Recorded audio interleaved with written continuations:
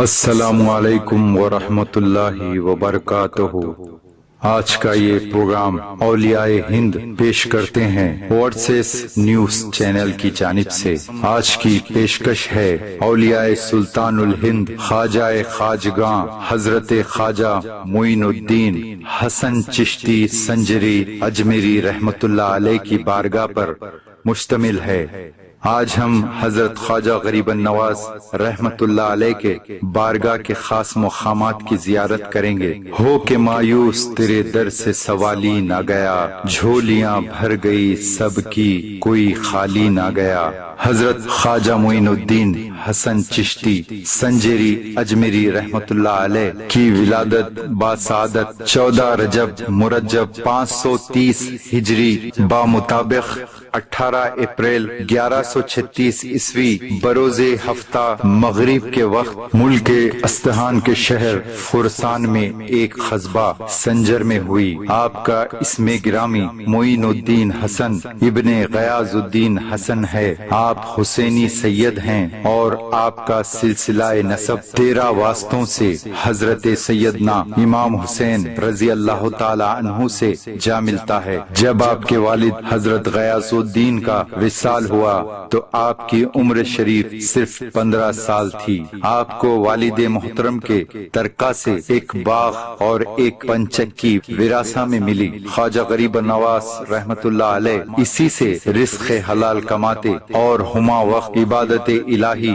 اور خدمت فقراء و مساکین میں مصروف رہتے۔ ابتدائی تعلیم کی غرض سے خراسان تشریف لے گئے۔ وہاں آپ کم عمری میں ہی قرآن مجید حفظ فرمایا۔ اس کے بعد آپ بخارا تشریف لے گئے اور اس دور کے جید عالم اور قابل احترام شخصیت حضرت مولانا حسام الدین بخاری رحمت اللہ علیہ کی خدمت میں حاضر ہوئے اور ان سے علم فقہ اور حدیث کی تعلیم حاصل فرمائی۔ والد محترم سے ملا باغ اور پنچکی خواجہ غریب نواز نے پہلے ہی یتیموں بیواؤں مستحقین میں تقسیم فرما چکے تھے۔ آپ کی زندگی کا مقصد و مدہ فقط طلب حق اور خدمت انسانیت ہی تھی۔ حفظ مکمل ہو جانے کے بعد خواجہ غریب نواز نے نشاپور کی طرف رخ فرمایا اور قصبہ ہرون پہنچ کر حضرت خواجہ عثمان ہربنی کی خدمت میں حاضر ہوئے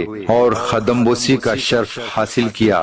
حضرت خواجہ عثمان ہربنی رحمت اللہ علیہ نے نہایت لطف و کرم سے اپنی آغوش و رحمت میں لے لیا اور کمال محبت و شوق سے آپ کی حاضری اور اخلاص کو قبول فرمایا اور سعادت بیت عطا فرمائی۔ اور آپ نے کہا کہ 2 رکعت نفل نماز ادا کرو۔ پہلی رکعت میں ایک بار سورہ فاتحہ اور 1000 مرتبہ سورہ اخلاص پڑھو اور دوسری رکعت میں ایک بار سورہ فاتحہ اور ایک بار سورہ اخلاص۔ پھر آپ نے فرمایا حضور اکرم صلی اللہ علیہ وسلم کی خدمت میں 1000 بار درود شریف کا نذرانہ پیش کرو۔ آپ جب نماز سے فارغ ہوئے آپ کے پیر و مرشد نے فرمایا ہر شب 1000 مرتبہ سورہ اخلاص پڑھا کرو۔ پھر آپ کے پیر و مرشد نے فرمایا معین الدین آسمان کی طرف دیکھو۔ آپ نے سر اٹھا کر آسمان کی طرف دیکھا۔ پیر و مرشد نے فرمایا کیا دیکھا؟ آپ نے فرمایا عرش عالم تک سارے حجاب اٹھا لیے گئے ہیں۔ پھر آپ نے فرمایا نیچے دیکھو معین الدین۔ آپ نے نیچے دیکھا۔ پوچھا کیا دیکھا؟ آپ نے فرمایا طے تو سرحد تک دیکھ رہا ہوں۔ پھر آپ کے پیر و مرشد نے فرمایا 1000 بار سورہ اخلاص کا ورد کرو اور اپنی آنکھیں بند کرو۔ آپ نے اپنی آنکھیں بند کر لی۔ پیر و مرشد نے پوچھا کیا دیکھا؟ آپ نے فرمایا 18,000 عالم نظر کے سامنے ہیں۔ پھر آپ کے پیر و مرشد نے فرمایا اے معین الدین ہمارا کام پورا ہو گیا۔ حضرت خواجہ معین الدین چشتی رحمت اللہ علیہ کے پیر و مرشد نے فرمایا معین الدین سامنے سے ایک اینٹ کھود لاؤ۔ آپ نے اینٹ کھودی تو اس میں سے ایک سونے کی اینٹ نکلی۔ آپ نے فرمایا معین الدین اس اینٹ کو غریب اور مساکین میں تقسیم فرما دو۔ آپ نے تقسیم فرمائی۔ آپ کے پیر و مرشد نے کہا اے معین الدین آج ہم تمہیں غریب نواز کے خطاب خطاب سے سرفراز فرماتے ہیں۔ تب سے ہی آپ کا اسم گرامی حضرت خواجہ معین الدین حسن چشتی سنجری غریب نواز رحمت اللہ علیہ مکمل ہوا۔ پھر آپ نے خواجہ غریب نواز کا ہاتھ پکڑ کر اللہ تعالیٰ کی بارگاہ میں دعا فرمائی، اے رب العالمین، میں تجھ سے 3 چیزوں کا طلبگار ہوں۔ اے خدائے بندہ کریم، تو میرے معین الدین کو قبول فرما لے۔ ارشاد باری ہوا، ہم نے قبول کیا۔ پھر عرض کی، اے خدائے بندہ کریم، میرے معین الدین کو مجھ سے زیادہ شہرت عطا فرما۔ ارشاد باری ہوا، ہم نے قبول کیا۔ پھر عرض کیا، اے خدا بندہ کریم، میرے معین الدین میں اپنے جلوے اور اپنے محبوب کی شان عطا فرما دے۔ ارشاد باری ہوا، ہم نے قبول کیا۔